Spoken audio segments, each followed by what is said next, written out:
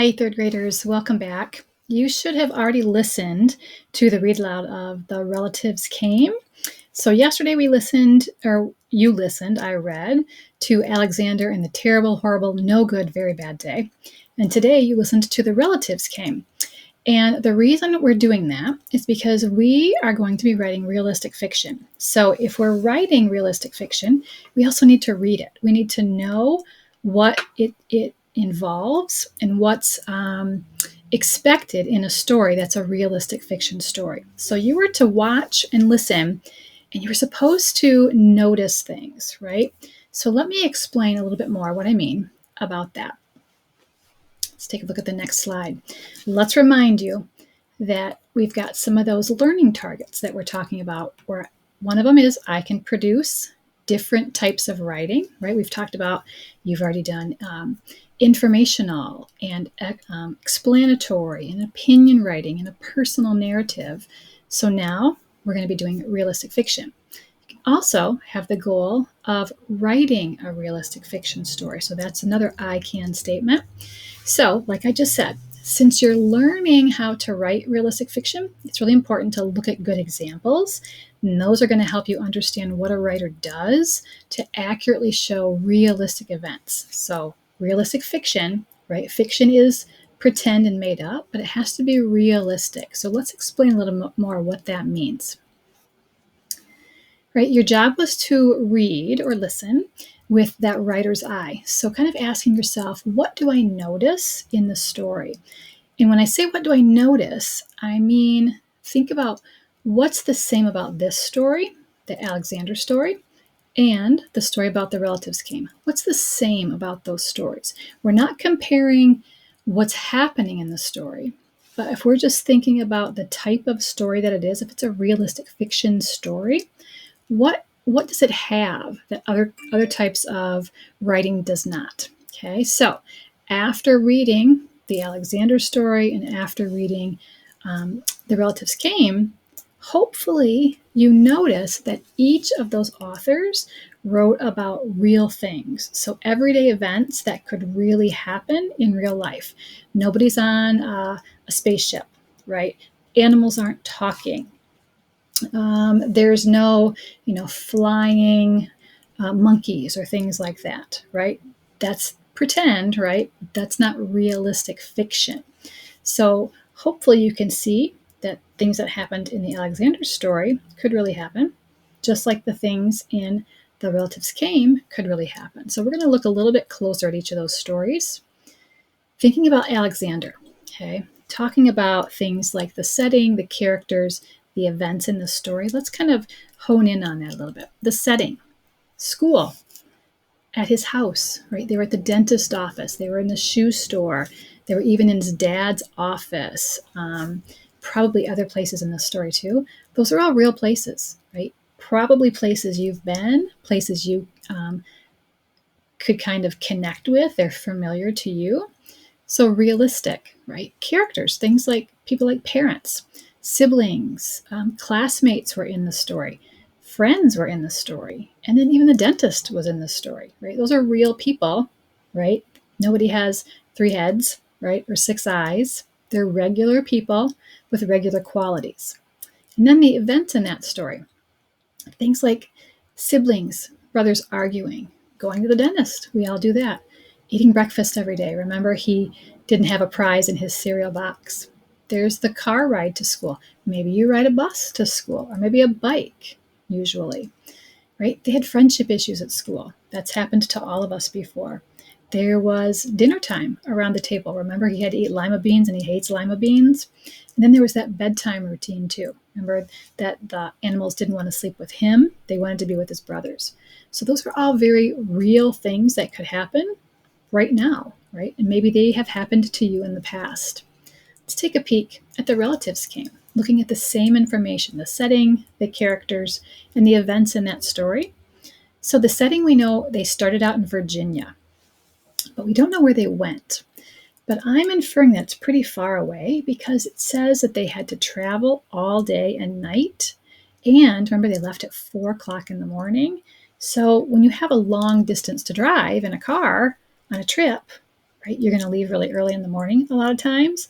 So they went somewhere far away. And we know that it was in the summertime. They talk about the garden and the fruits and the vegetables and things that are growing. Remember, their grapes were going to be ripe when they got back to Virginia. And you could tell in the story they were outside a lot. So you could really see that it was summertime. Characters, the parents, there were grandparents, there were siblings and cousins, there were animals in the story too. We could put that in there. All of these characters are characters that we know, right? Real people that do real things. Some of those events in that story, taking a car trip. How many of you have ever done that before? They had like a big family reunion.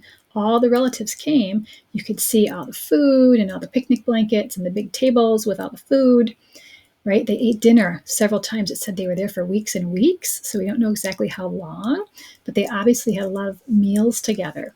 They had a big sleepover. Remember, there wasn't enough beds for everybody, so they were kind of spread out all over the room and all over the house. They did gardening. They played outside, had picnics. They played music. They did chores together. They were mending the fence and gardening in the garden, right? And just hanging out and visiting with one another.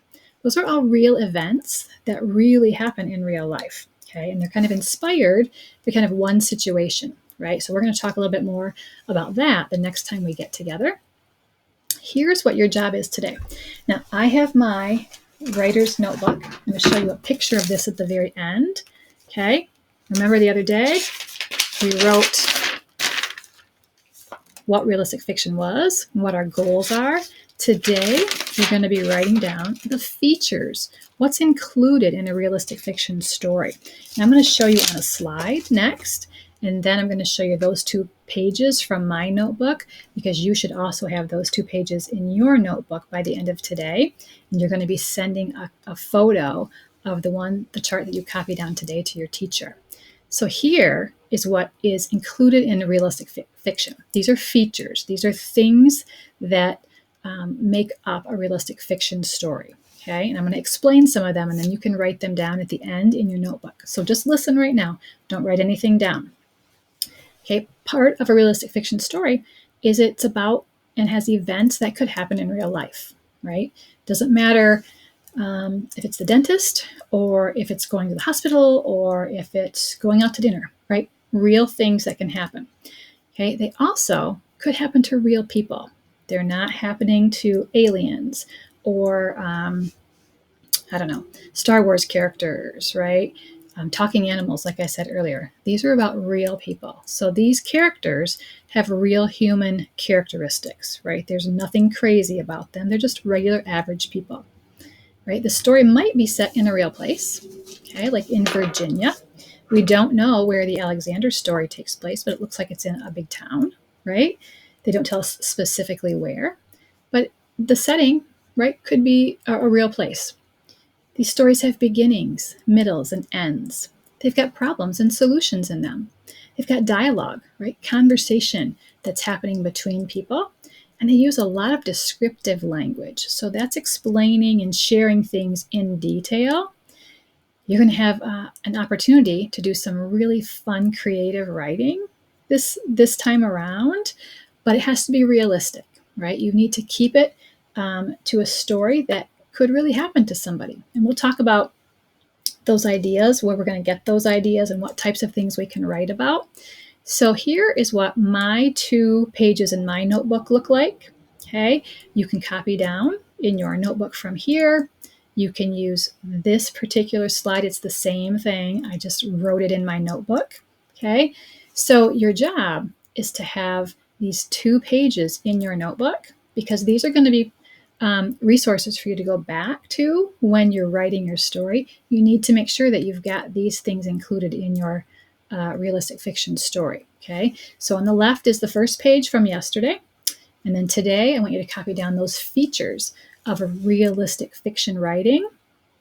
And then when we get together the next time, we're going to start to talk about how we can come up with ideas of what to write about. How do we get inspired, right? They talked about having a bad day, right? That's one idea we've all had.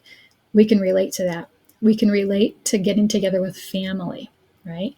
But then you have to add lots and lots of details. So I'm looking forward to reading your realistic fiction stories once they're finished. But remember, realistic means it's something that could really happen to real people with real events, right, in real life.